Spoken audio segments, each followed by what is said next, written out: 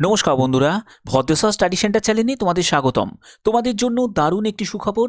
Metro রেলের তরফ থেকে অর্থাৎ কলকাতা মেট্রো রেলের তরফ থেকে একটি নতুন নিয়োগ বিজ্ঞপ্তি প্রকাশিত হয়েছে, যেখানে তোমাদের গ্রুপ সি পদে কিন্তু নিয়োগ করা হচ্ছে, যেখানে যোগ্যতাও কিন্তু বিভিন্ন, যেমন হচ্ছে মাধ্যমিক থেকে শুরু করে উচ্চ মাধ্যমিক, গ্র্যাজুয়েশন, প্রত্যেক যোগ্যতার প্রার্থীদের জন্যই কিন্তু শূন্যপদ আছে এবং প্রত্যেকেই কিন্তু আবেদন করতে পারবে। তো কলকাতা মেট্রো রেলের তরফ থেকে, যেখানে তোমরা কিন্তু যদি আদার স্টেট থেকে তোমরা বিলং করো, মানে হচ্ছে আসাম থেকে যারা বিলং করছো তারাও আবেদন করতে পারো, যারা ত্রিপুরা থেকে বিলং করছো তারাও কিন্তু আবেদন করতে পারো। এছাড়া অন্যান্য রাজ্য থেকেও কিন্তু তোমরা এখানে আবেদন করতে পারো।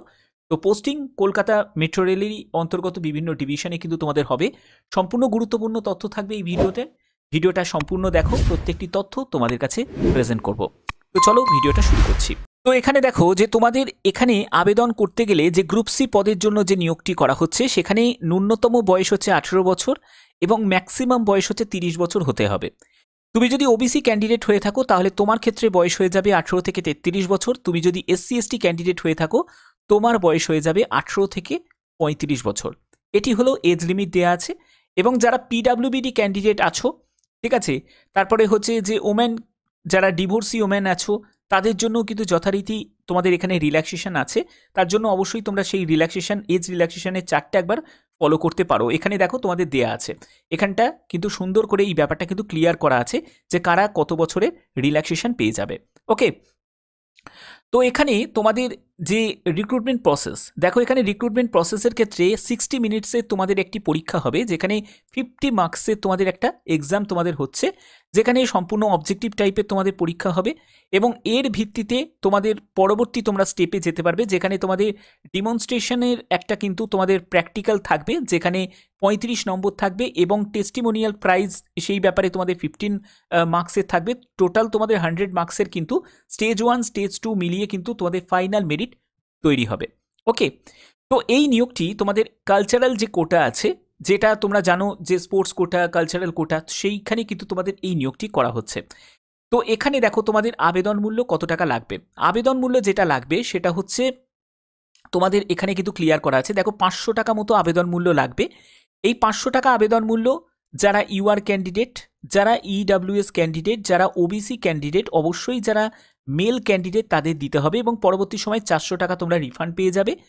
এবং দেখতে পাচ্ছ SC ST, ex serviceman, পিডাব্লিউবিডি, woman candidate, তারপরে মাইনরিটিস, তারপরে তোমাদের ইবিসি যারা ক্যান্ডিডেট আছো তাদের 250 টাকা মতো আবেদন মূল্য দিতে হবে। যেরকম তোমরা জানো যে রেলের ফর্মের ফিল আপের ক্ষেত্রে যেরকম অ্যামাউন্ট তোমাদের লাগে সেরকমই লাগবে, এবং পরবর্তী সময় কিন্তু এই পুরো 250 টাকাটাই কিন্তু এরা রিফান্ড পেয়ে যাবে। মানে এই কমিউনিটি থেকে যদি থাকো তোমরা রিফান্ড পেয়ে যাবে। ঠিক আছে, তোমাদের অবশ্যই কিন্তু ন্যাশনালাইজ যে ব্যাংক, সেই ব্যাংক থেকে তোমাদের favour of metro railway Kolkata, এইখানে কিন্তু তোমাদের এই ব্যাংক যে ডিমান্ড ড্রাফটটা তোমাদের কিন্তু কাটতে হবে।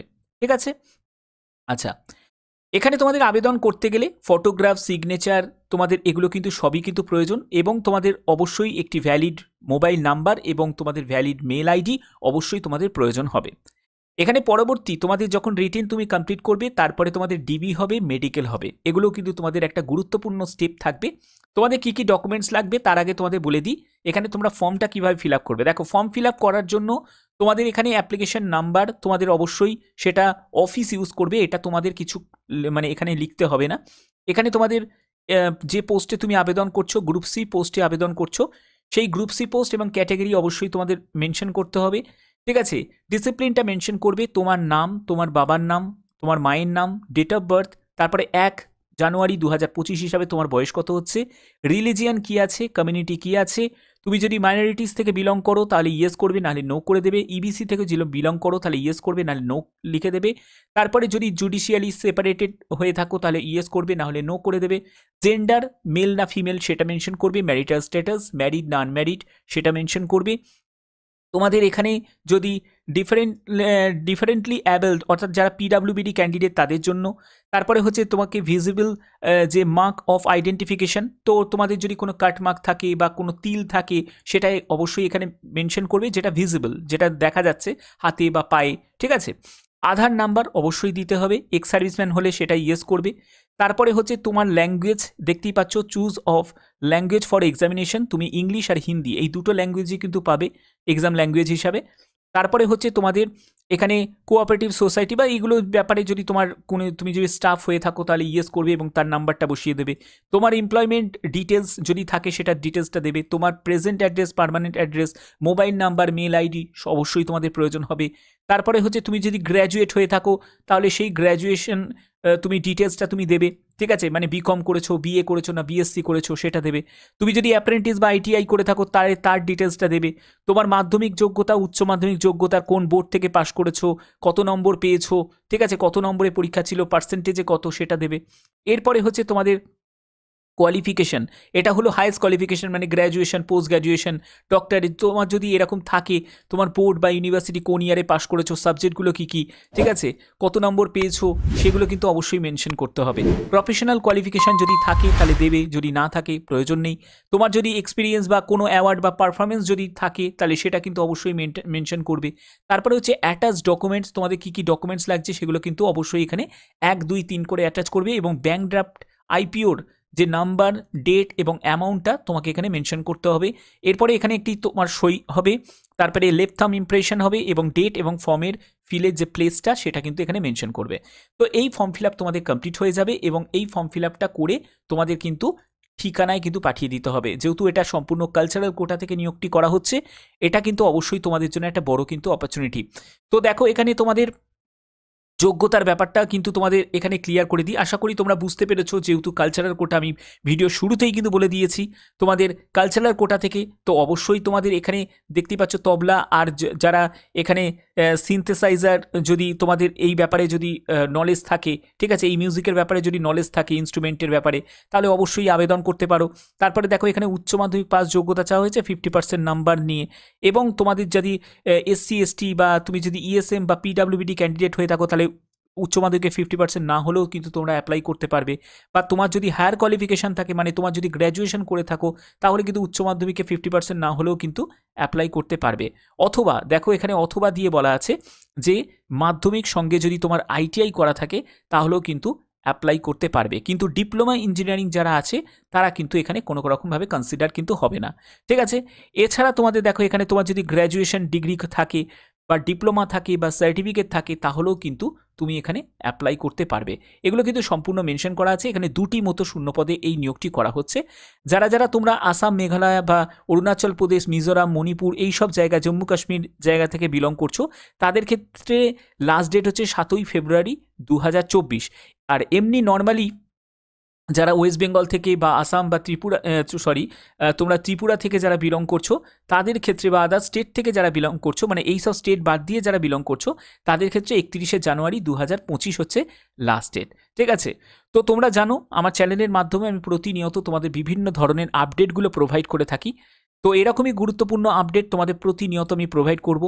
আর একটা কথা তোমাদের বলে রাখি, তোমরা অবশ্যই কিন্তু তোমরা কোন জেলা থেকে আমার এই ভিডিও দেখছো তোমরা অবশ্যই তোমাদের জেলার নাম কিন্তু কমেন্টে জানাবে। আর এখানে যারা যারা আবেদন করতে চাও, ঠিক আছে, তারা কিন্তু অবশ্যই আবেদন করতে পারো যদি তোমাদের সেই যোগ্যতা যদি থাকে।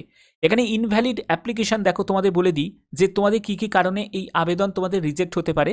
সেটা হচ্ছে যদি অ্যাপ্লিকেশান রিসিভ হয় যদি ক্লোজিং ডেটের পরে, তাহলে রিজেক্ট হয়ে যাবে। তুমি যদি আবেদন মূল্য জমা না দাও, তুমি যদি ইনকমপ্লিট অ্যাপ্লিকেশান করো, তাহলে তোমার যদি ডেট, থাম ইমপ্রেশন এগুলো যদি তুমি মানে না বসাও বা কোনো সই করলে না, তাহলেও রিজেক্ট হয়ে যাবে। তুমি যদি অ্যাপ্লিকেশন উইদাউট, তুমি যদি কোনো প্রপার যে সব ডকুমেন্টসগুলো রিকোয়ার্ড আছে সেগুলো যদি না দাও তাহলেও তোমার রিজেক্ট হয়ে যাবে। তুমি যদি ওভার এজেড ক্যান্ডিডেট হয়ে থাকো তাহলেও তোমার কিন্তু আবেদন রিজেক্ট হয়ে যাবে। ফটোগ্রাফ এগুলো যদি অ্যাটাচ না করো, তুমি যদি ব্ল্যাক বা white photo, black and white photo যদি তুমি মানে ওখানে যদি লাগিয়ে দাও তাহলেও তোমার রিজেক্ট হয়ে যাবে। তো এই সব বিভিন্ন কারণের জন্য কিন্তু তোমাদের এই আবেদন কিন্তু রিজেক্ট হয়ে যাবে। তো এগুলো কিন্তু অবশ্যই তোমাদের জেনে রাখাটা দরকার। আচ্ছা, এবার তোমাদের একটা প্রশ্ন জাগতে পারে, আমি জানি, যেটা হচ্ছে যে স্যার আমি তো কালচারাল কোনো যোগ্যতা আমার নেই বা স্পোর্টস কোটারও আমার কোনো যোগ্যতা নেই, তাহলে কি আমি আবেদন করতে পারবো? দেখো তুমি তো এখানে আবেদন তো করতে পারবে না, সেটা আমি তোমাদের প্রথমেই বলে দিয়েছি যে এটা কিন্তু সম্পূর্ণ কালচারাল কোটার কিন্তু বিজ্ঞপ্তি প্রকাশিত হয়েছে। এবার তোমরা মেট্রো রেলে কীভাবে চাকরি পাবে? দেখো মেট্রো রেলে চাকরি করার জন্য তোমাদের অবশ্যই কিন্তু গ্রুপ ডি জন্য অ্যাপ্লাই করতে হবে। কারণ গ্রুপ ডিতে কিন্তু বিভিন্ন জায়গায় কিন্তু তোমাদের নিয়োগ হবে। তুমি যখন যে কলকাতা আরআরবিতে যখন আবেদন করবে, ঠিক আছে, গ্রুপ ডিতে, তখন দেখবে তোমাদের কিছু জনের কিন্তু মেট্রো রেলে তো দেখবে ভ্যাকেন্সি দেখতে পাবে। তারপরে কিছু দেখবে যে অন্যান্য যেসব সেক্টর আছে, ঠিক আছে, চিত্তরঞ্জন লোকোমোটিভ থেকে শুরু করে বিভিন্ন জায়গায় কিন্তু তোমাদের কিন্তু পোস্টিং হবে। তো এইখানে কিন্তু এই মেট্রো রেলের কিন্তু বিজ্ঞপ্তি এইরকম করেই কিন্তু প্রকাশিত হয়। এই যে গ্রুপ ডি, তারপরে হচ্ছে তোমাদের গ্রুপ সি মানে এনটিপিসি, দেখবে সব মেট্রো রেলেতেও কিন্তু তোমাদের নিয়োগগুলো করে নেয়, ঠিক আছে। তো যারা মেট্রো রেলে চাকরি করতে চাও তারা অবশ্যই কিন্তু গ্রুপ ডি যে আপকামিং যে শূন্যপদের যে বিজ্ঞপ্তি তোমাদের প্রকাশিত হবে, মানে ফুল নোটিফিকেশন তোমাদের রিলিজ হবে এবং আবেদনও তোমাদের জানুয়ারি মাসেই কিন্তু শুরু হয়ে যাবে, ঠিক আছে। তো সেক্ষেত্রে সেটার জন্য অপেক্ষা করো এবং সেটার জন্য নিজেকে তৈরি করো। দেখবে তোমরা কিন্তু মেট্রো রেলেতেই চাকরি পেয়ে যাবে, ঠিক আছে, মেট্রো রেলে তোমরা পোস্টিং কিন্তু পেয়ে যাবে। তো আশা করি এই ভিডিওর মাধ্যমে সম্পূর্ণ গুরুত্বপূর্ণ আপডেটগুলো তোমাদের কাছে প্রোভাইড করলাম। এরকমই গুরুত্বপূর্ণ আপডেট পাওয়ার জন্য অবশ্যই কিন্তু চ্যানেলটাকে তোমরা সাবস্ক্রাইব করে রাখবে, বেল আইকনটাকে অল করে রাখবে। এখনের মতো এটুকুই, টাটা।